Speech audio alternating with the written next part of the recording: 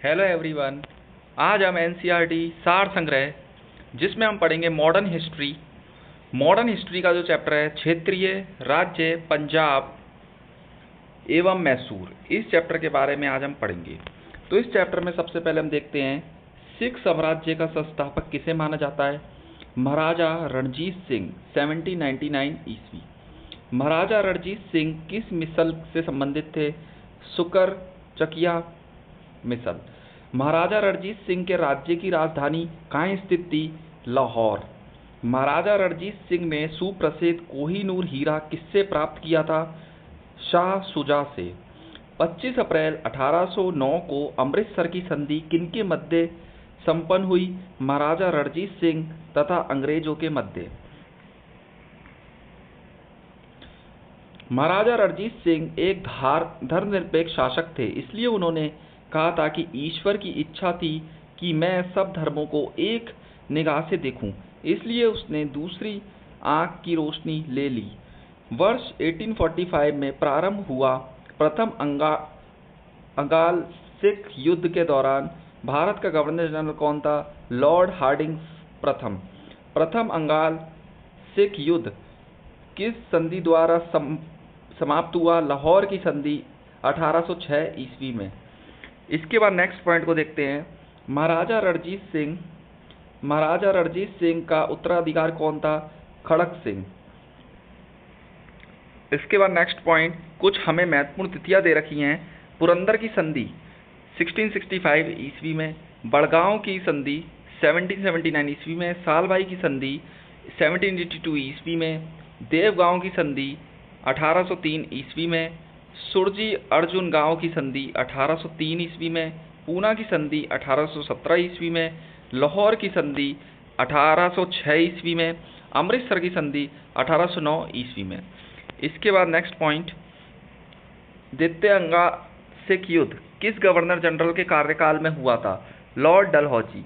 13 जनवरी 1849 को हुए चिलियावाला युद्ध में अंग्रेजी सेना का नेतृत्व किसके द्वारा किया गया? लॉर्ड गफ। सिख साम्राज्य का अंतिम शासक कौन था? दिलीप सिंह। वर्ष 1849 में हुए ब्रिटिश साम्राज्य में सिख साम्राज्य के विलय के दौरान भारत का गवर्नर जनरल कौन था? लॉर्ड डलहौजी। स्वतंत्र राज्य के रूप में मैसूर की स्थापना किसके द्वारा स्थापित की गई थी? हैदर अली।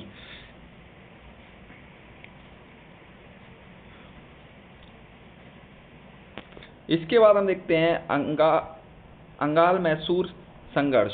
तो युद्ध वर्ष, प्रथम अंगाल मैसूर युद्ध 1767 से 1769, हैदर अली के बीच।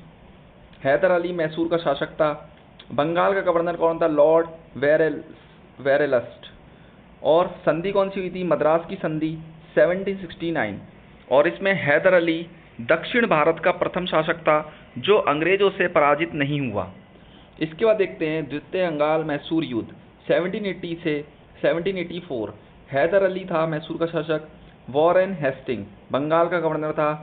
मंगलौर की संधि 1784 ईस्वी में। हैदर अली की मृत्यु के बाद टीपू सुल्तान के नेतृत्व में युद्ध हुआ। इसके बाद तृतीय अंगाल मैसूर युद्ध 1790 से 1792।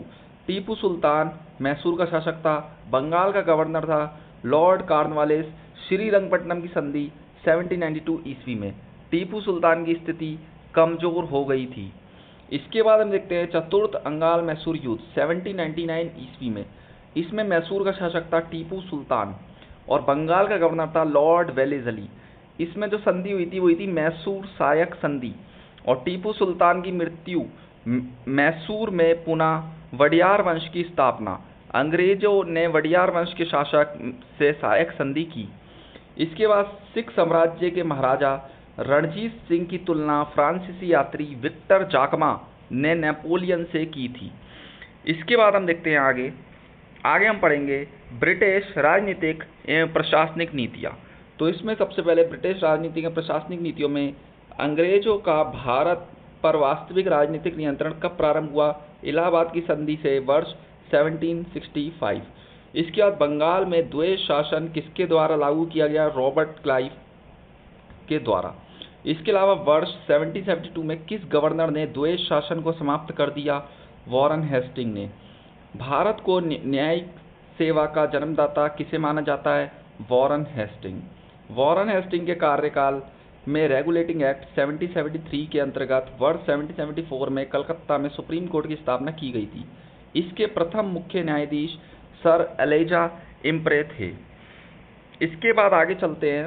भारत में पुलिस सेवा एवं सिविल सेवा का जन्मदाता किसे माना जाता है? लॉर्ड कॉर्नवालिस को। वर्ष 1863 में प्रथम भारतीय आईसीएस अधिकारी बनने का गौरव किसे प्राप्त हुआ? सत्येंद्र नाथ टैगोर को। इसके बाद हम देखते हैं ब्रिटिश भारत में लोक सेवा संबंधी आयोग। तो आयोग के नाम दे रखे हैं एचिंसन आयोग, 1886 लॉर्ड डफरिन गवर्नर जनरल। इस लिंगटन आयोग 1912 लॉर्ड हार्डिंग सेकंड। इसके बाद हम देखते हैं ली आयोग। ली आयोग वर्ष 1923 लॉर्ड रीडिंग गवर्नर। भारत सरकार अधिनियम 1935 के अंतर्गत संघीय लोक सेवा आयोग के गठन का प्रावधान किया गया। आयोग के सुझाव पर किया गया था। ली आयोग भूमि सुधार के उद्देश्य से भारत में स्थायी बंदोबस्त प्रणाली किसके द्वारा लागू की गई थी? Lord Cornwallis.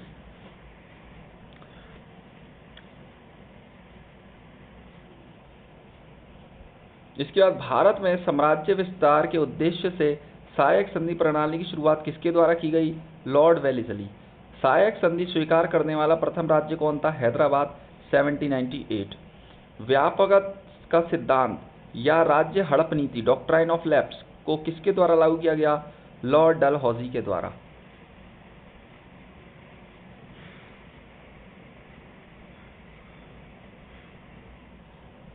राज्य हड़प नीति में कहा गया कि ऐसे राज्य जिनका निर्माण अंग्रेजों के सहयोग से हुआ है उन्हें राज्य के उत्तराधिकारी के लिए गोद लेने का अधिकार नहीं प्राप्त होगा। किस रिपोर्ट के आधार पर डलहौजी ने अवध का अधिग्रहण किया? आउट्रैम रिपोर्ट।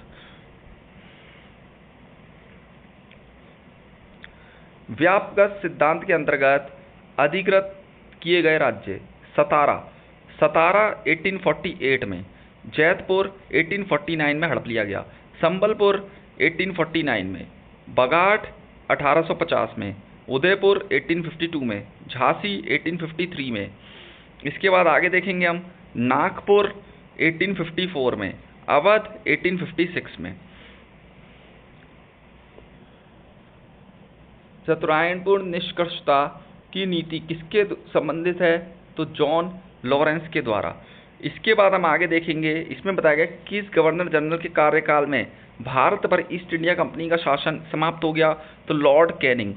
वर्ष 1861 में भारतीय दंड संहिता इंडियन पेनल कोड आईपीसी किसके कार्यकाल में निर्मित की गई? Lord Canning. राज उपाधि अधिनियम 1876 पारित करके महारानी विक्टोरिया को केसरे हिंद की उपाधि प्रदान की गई। लॉर्ड लिटन के कार्यकाल में किस अकाल आयोग का गठन किया गया? स्ट्रेची आयोग, 1880 ईस्वी भारत का प्रथम अकाल आयोग। भारत में स्थायी स्वशासन का जनक किसे माना जाता है? लॉर्ड रिपन को। इसके बाद आगे देखते हैं हम ब्रिटिश काल में विभिन्न क्षेत्रों पर अधिकार। देश के नाम दे रखे हैं, वर्ष और governor general viceroy. Nepal 1816 Lord Hasting, Sindh 1843 Lord Ellenborough, Bhutan 1865 Lord Lawrence और बर्मा 1885 लॉर्ड डफरिन। इसके बाद हम देखते हैं 1849 ईस्वी में ब्रिटिश शासन में पंजाब का विलय हुआ। उस समय डलहौजी 1848 से 1856 तक भारत का गवर्नर जनरल था। तो आज के लिए बस इतना ही। इसके बाद हम अपनी नेक्स्ट क्लास में आगे का देखेंगे। तो थैंक यू सो मच।